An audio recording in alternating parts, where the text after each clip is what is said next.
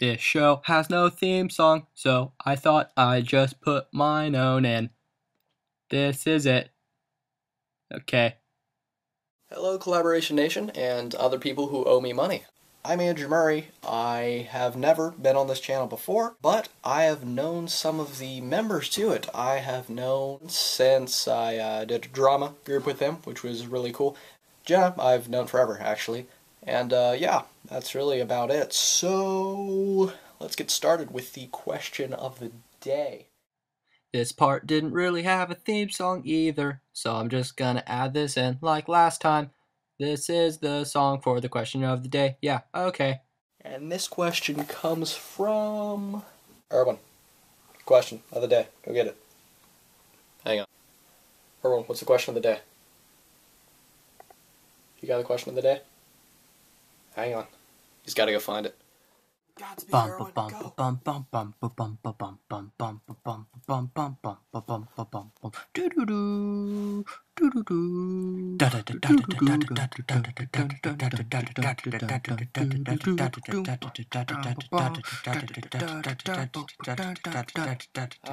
There it is.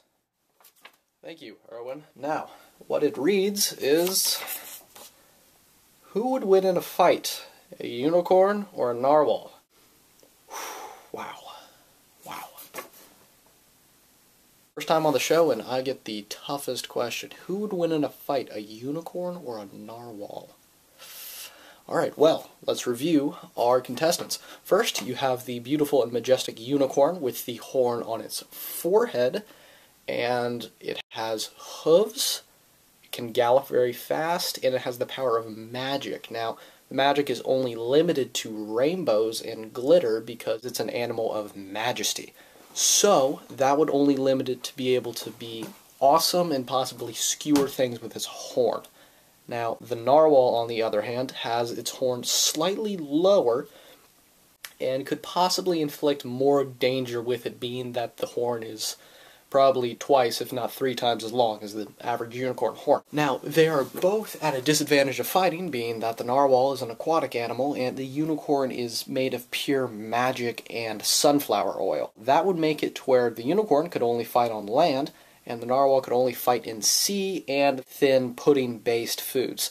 Now, let's just say if there were an area for them to fight, we would have to say probably Neptune's 17th moon Triton, which has an atmosphere of vapor that's thick enough for a narwhal to float through with low enough gravity, and is still dense enough for a unicorn to walk on with its sunflower oil hooves.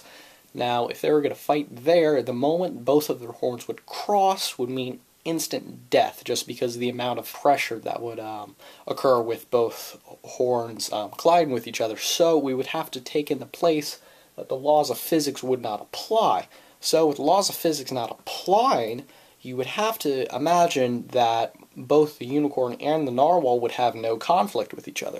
So we would have to say that both animals would have to be fighting for some reason. Now, we have to make up a scenario where these two would fight. So, coming up with an imaginary scenario, let's just say that the governor of Florida, Rick Scott, came to his house and found that his pet parakeet, Molly, had been stolen.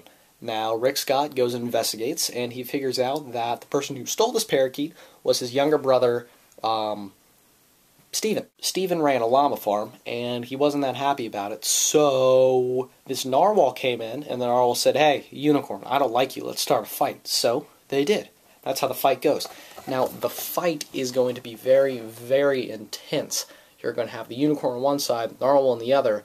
They both are even with their weapons. Like I said, we're on Neptune's moon, so they can float just as easily as the other. It's going to be very intense, and I'm going to have to use this dramatization to show you how intense this battle is.